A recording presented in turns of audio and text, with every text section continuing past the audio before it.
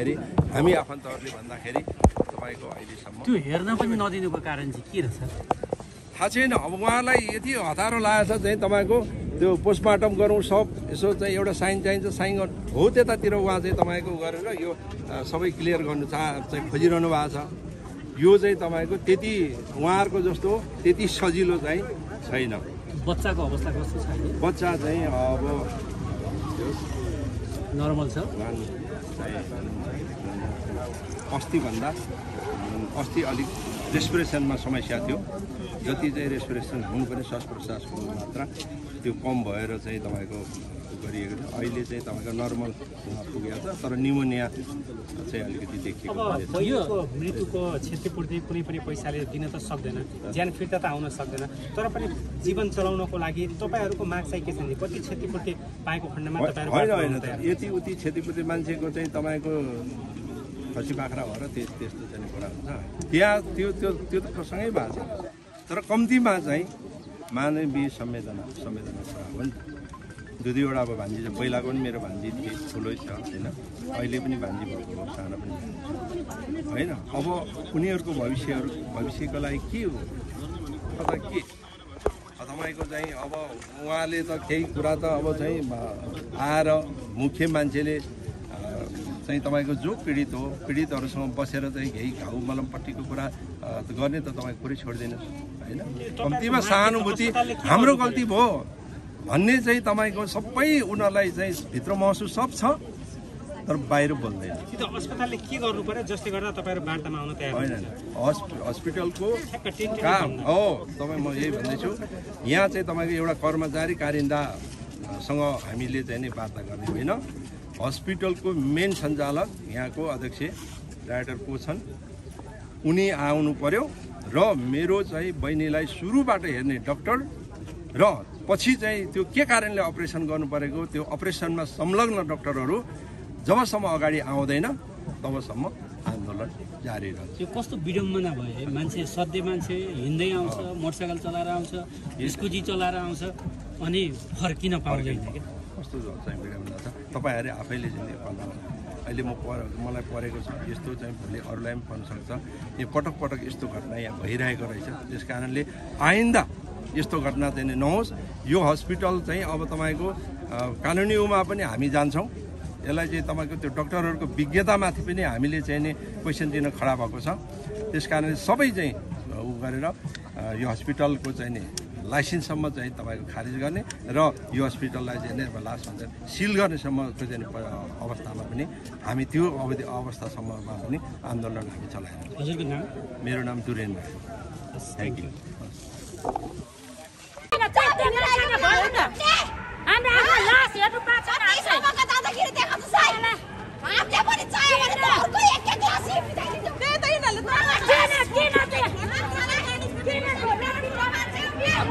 हाम्रो किसान भनेको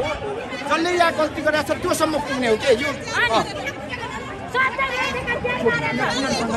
हामी उनीहरूसँग बिल्कुलै मुखातिब नहुँ। हान्यो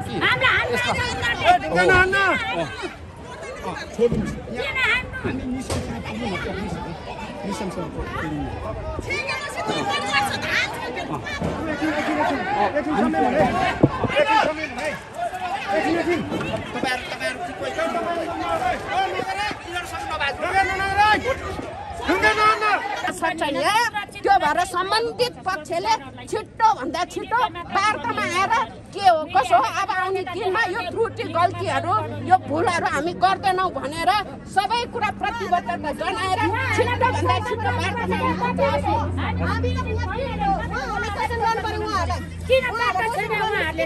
हामीलाई मात्रै के तर्साइरहेको छ यता तर्से तेर्साउनुहोस् यता यिनीहरूले सुरक्षा दिएको छ हतियारको सुरक्षा नसोचेको सुरक्षा कर्मी कहिले सम्मान छ उता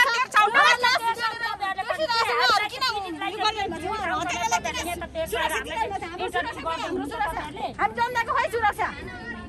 यता पनि देखाउनुहोस्। हामीलाई मात्रै नदेखाउनु हामी पीडित हो। हामीलाई मात्रै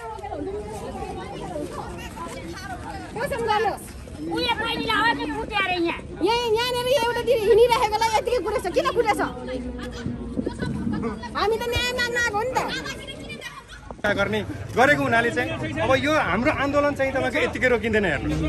चेलीले न्याय नपाइन्जेलसम्म हाम्रो आन्दोलन जारी हुन्छ हाम्रो आन्दोलन शान्तिपूर्ण हुन्छ चेलीको न्याय चाहिँ कस्तो खालको हो त चेलीको न्याय भनेको अब उहाँहरूले चाहिँ प्याकेजिङ ढङ्गले चाहिँ ल्याउनु पर्यो कि तपाईँ हाम्रो चाहिँ गल्ती भयो हाम्रो हामी वार्तामा पनि बस्नुभयो भने वार्तामा उहाँहरूको केही कुरा छैन वार्तामा उहाँहरू प्रक्रियामा जाउँ हजुर इन्भेस्टिगेसन गरौँ यो स्वास्थ्य यो चाहिँ हस्पिटलले गर्ने कामहरू हामीले हेरेकै हो उहाँहरूले मान्छे जहिले मार्नुहुन्छ उहाँहरूको कपीमा के लेख्नुहुन्छ प्रेसक्रिप्सनमा के लेख्नुहुन्छ त्यो हामी देख्दैनौँ हेर्दैनौँ अन्तिममा काउन्सिलमा जाने हो तपाईँ के भयो यो कारणले भन्ने हो सकियो यो चाहिँ बारम्बार गरिराख्ने यो हस्पिटलको चाहिँ कार्य भएकोले यसका विरुद्ध पनि हो हामी त्यस कारणले गर्दाखेरि यो चेलीले चाहिँ अब के छ भन्दाखेरि न्याय पाउनु पर्यो जो उहाँका चाहिँ छोरीहरू चाहिँ तुरा भएका छन् उनका श्रीमान चाहिँ तपाईँको चाहिँ अब राडो भएको छ होइन एक्लो भएको छ यसका बारेमा चाहिँ यो हस्पिटलले जिम्मेवारीका साथ आफ्नो कुराहरू प्रस्तुत गर्नु पर्यो वार्ता संवादका निमित्त आउनु पर्यो संवादका निमित्त संवाद मात्रै गरेर भएन उहाँहरूले पुलिसलाई अगाडि राखेर होइन यी पुलिसहरूलाई भिडमा लगाएर यी भिडलाई तितर गर्ने काम यो प्रशासनिक दमन गर्नु भएन उहाँहरूले पनि के बुझ्नु पर्यो भने सुरक्षाकर्मीहरूले पनि के बुझ्नु पर्यो भने सही अपराधी मान्छेलाई चाहिँ पक्रेर ल्याउनु पर्यो हामी चाहिँ न्याय माग्न आउने पीडितलाई समात्ने होइन पीडितलाई ढुङ्गामुढा गर्ने होइन लाठी गर्ने होइन गर्नुपर्छ कसलाई त भन्दा जसले अन्याय गरेछ त्यो अन्यायको विरुद्धमा लड्न आएको मान्छेलाई अन्याय त्यो जो मान्छे पीडक छ पीडकलाई ल्याउनु पर्यो तानेर यहाँ र पीडकले भन्नु पर्यो हाम्रो अन्याय हामीले गरेको गल्ती हामीले गरेको कमजोरी यो हो भनेर हामीसँग रियलाइजेसन गर्नु पर्यो त्यो चाहिँ उहाँहरूले गर्नुभयो भने हाम्रो चाहिँ मृतकको हामी आम चाहिने मान्छेको पनि आत्माले शान्ति पाउला र हामी पनि संवाद र वार्ताबाट अगाडि बढ्न सक्छौँ तर उहाँहरूको यो प्रयत्न छैन पटक पटक वार्तामा बस्नुहुन्छ उहाँहरूले दादागिरी गर्नुहुन्छ आफ्ना किसिमका कुरा राख्नुहुन्छ शैक्षिक कुरा आफ्नो चाहिँ जे मन लाग्छ त्यो कुरा राख्यो अनि उहाँहरू निक्लिनुहुन्छ अनि तपाईँको यहाँ समाधान गर्नु छोडेर पुलिसको सेक्युरिटी माग्नुहुन्छ होइन 4-4जना डिएसपीको कमान्डमा माग्नुहुन्छ एसपी आउनुहुन्छ त्यसपछि मान्छे लखेट्नुहुन्छ अनि फेरि भेला गर्नुहुन्छ प्रशासनले त धनजनको सुरक्षा गर्नुपर्छ मैले हजुरको कुरा बुझेँ प्रशासनले सुरक्षाकर्मीले सुरक्षा दिने नि हो तर सुरक्षा यो किसिमको दिएर भएन नि सर सुरक्षा त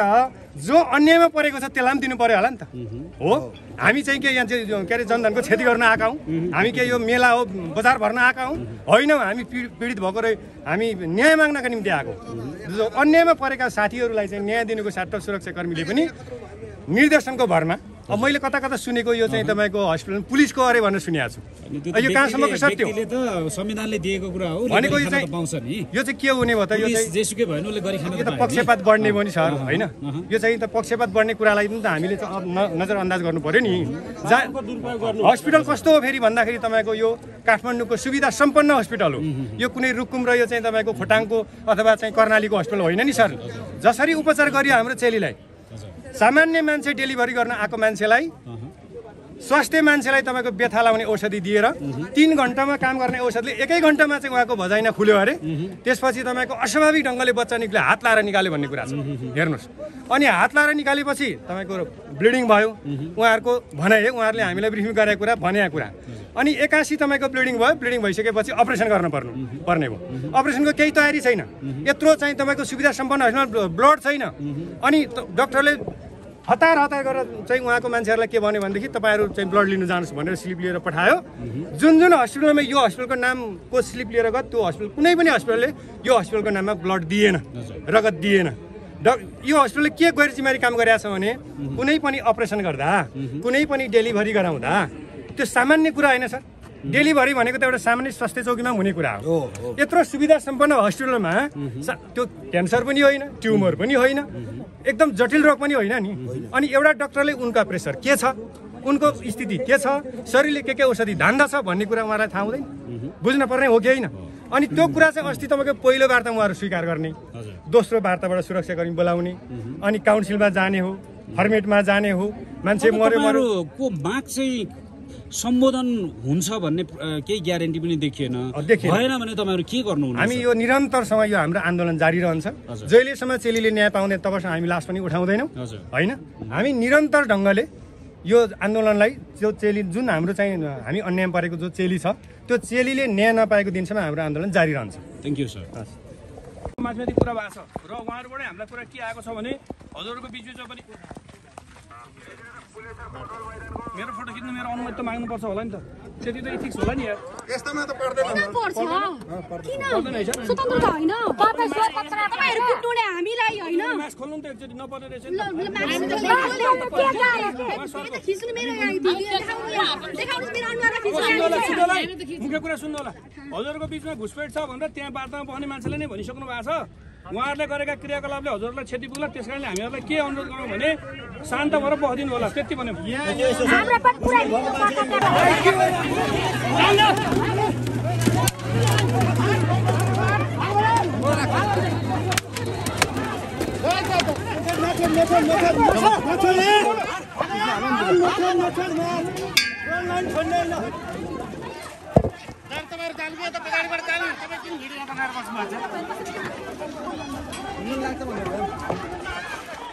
हामी शान्तिपूर्ण ढङ्गले छिर्दाखेरि लाठीचार्ज गर्ने चाहिँ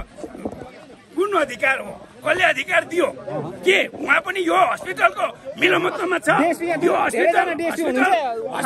कति खाएको छ कति घुस खाएको छ किनभने पूर्णिमा चन्दले चाहिँ अब मलाई चाहिँ हात हालेको छ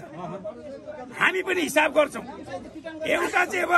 एउटा वफादार सिपाही हुनको नाताले चाहिँ अब तपाईँहरू ड्युटी गर्नु ठिक छ तर तपाईहरुले चाहिँ अब अत्याचार गर्यो भने तपाईले जितेको चाहिँ अब कुनै पनि इतिहास छैन तपाई पुलिस सेनाले कहिले पनि जितेको इतिहास छैन के हिजो अस्ति ज्याङजीलाई जित्नु सक्नुभयो हिजो अस्ति चाहिँ अब माओवादीलाई जित्नु सक्नुभयो सक्नुहुन्न दाजुभाइ दिदीबहिनीहरू यो चाहिँ अब म सञ्चार माध्यमबाट के अनुरोध गर्न चाहन्छु भने न्यायलाई चाहिँ के अरे अन्यायलाई चाहिँ अब न्यायमा परिणत गर्नलाई तपाईको भूमिका रहोस् यदि यो चाहिँ अब जसरी मीना राईलाई चाहिँ अब विकालमा चाहिँ अब वा अकालमा मारिएको छ यसको चाहिँ अब विरुद्धमा हामी संघर्ष गर्छौं तपाईले भने जस्तो चाहिँ अब हामी शान्तिपूर्ण ढंगले वार्ता गर्न खोज्दा वार्तैमा नआउने यहाँको चाहिँ अब कुन देशको चाहिँ अब यो सञ्चालक हुन् यही देशको भने नेपाली हो भने एउटा नेपालीको मर्म बुझ्नुपर्छ मीना राईको मर्म बुझ्नुपर्छ भन्ने कुरा चाहिँ अब म राख्न चाहन्छु धन्यवाद सर धन्यवाद